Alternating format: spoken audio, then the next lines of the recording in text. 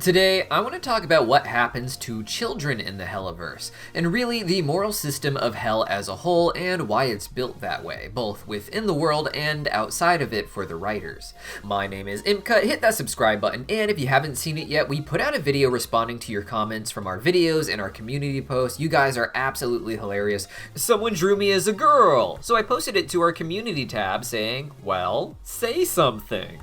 Smash, smash, smash, smash, smash, smash. Whoa, mama. Rule 34 artists. More. Smash. Next question. Go check it out to see if you were featured. We also include more information about the funny 2-part video we made where all of my background characters died and we ended up in heaven. Check it out. Link in the pinned comment down below and at the pop-up at the end of the video. Now, in Hell, there are two distinct types of demons. There are the sinners and the Hellborns, or the natives to Hell, if you will.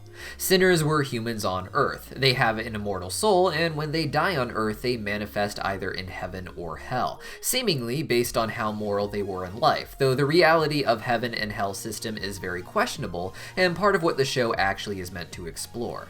Regardless, when a sinner, as they are called, dies on Earth, they manifest in hell with a demonic form that is unique to them.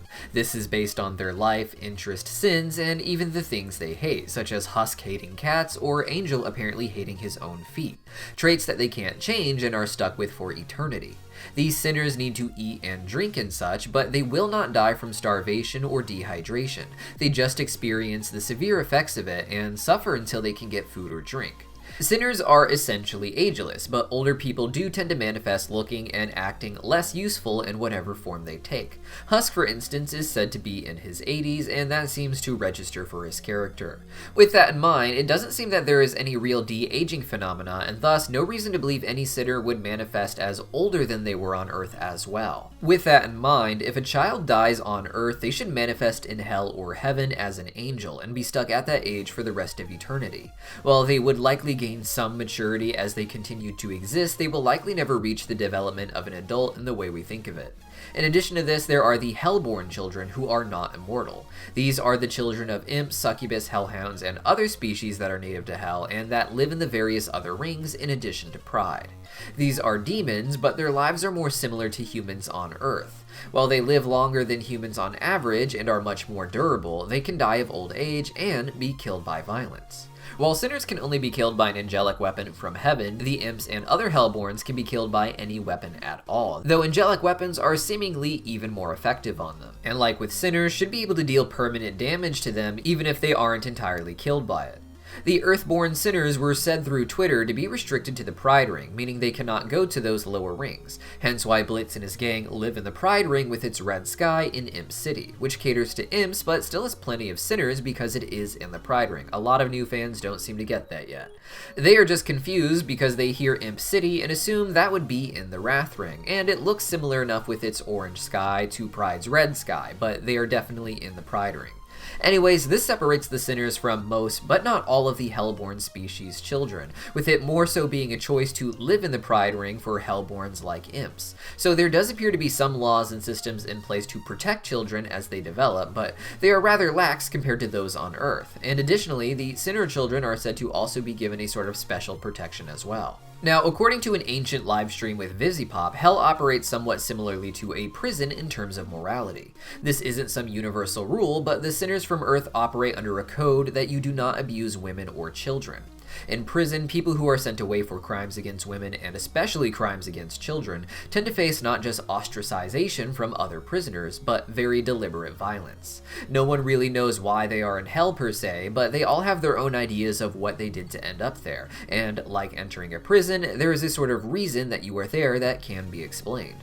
While most crimes against each other are understood to just be inevitable because everyone in hell is either sinful or even evil, to make it known that you were there because you had done something unspeakable to a woman or child would lead to you being left out to die in the annual exterminations, I believe. Perhaps even just executed by a band of elsewise evil control freaks who like to make sure that kind of filth can't infect their systems, and any attempt to repeat those crimes in hell would lead to the same. Even before the annual exterminations, there had to have been endless torture prisons of sorts for these types of sinners, wild areas of darkness in the Pride Ring where you can't escape and are constantly hunted by natural-born demons and monsters.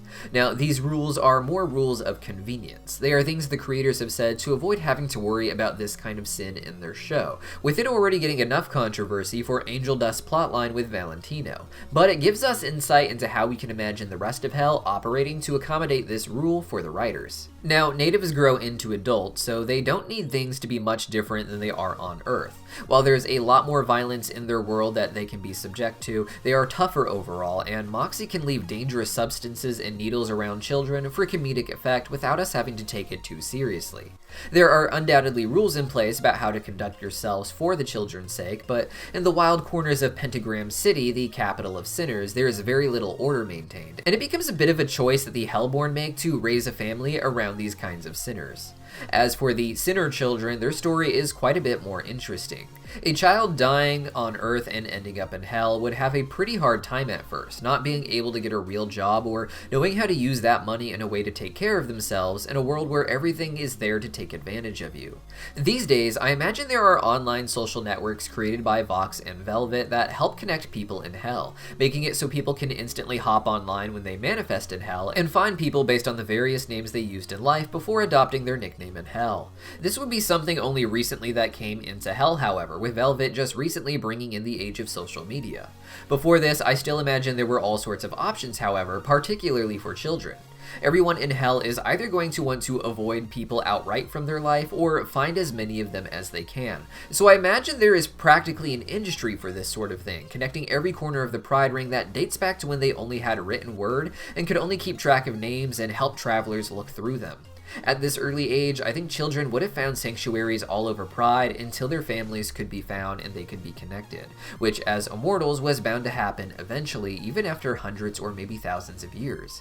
Some people were undoubtedly on eternal missions to find their loved ones on Earth, which would have been what made such an industry begin. All over Hell, I also imagine some not-so-perfect mothers who just loved nothing more than taking care of kids in life, and without the ability to give birth anymore, would probably lovingly adopt all sorts of sinner children because they would never grow up and leave them. These children could be taken care of by legitimate community resources, or can each become their own weird operations where children work to help maintain the food and such without being particularly exploited.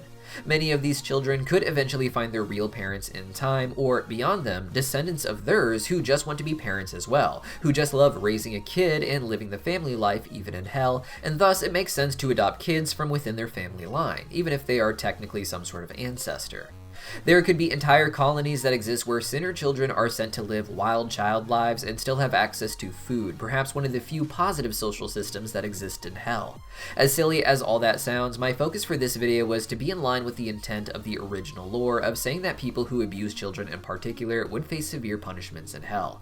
It was a way to protect the writers from having to explore anything on screen that was too dark, letting Hell be a kind of fun carnival of sin instead of a too disturbing depiction of what real-life depravity is, and one that paints Hell as a place where children could essentially be left out of the overall sin systems, where they could just be left to do their own thing and be wild if they want or find families if they want, and anyone who abuses this is dealt with by the others. However, there is one instance we do see of kids being seemingly targeted in the annual extermination. While we don't know how often children are left out in this kind of situation, Vaggie showing mercy to this one child who could be a sinner or even a native only ended with Vaggie losing her eye in a violent battle against Luce as Adam and her abandoned her. This would paint Heaven as a lot more ruthless than Hell is, at least according to the early live streams. But what do you guys think? Let me know your theories in the comments down below, and I'll see you next time. My name is Deepcut, subscribe, or one of the characters in the background dies. I'll do it, don't test me. Not liking or subscribing just to see what happens. Subscribe or the background characters die. Background characters slowly disappear throughout the video. The threat from his latest video is coming true. We need to unite to protect these employees. He killed all the background characters. Can we talk about how the background characters aren't there in the end? Bro really did kill him.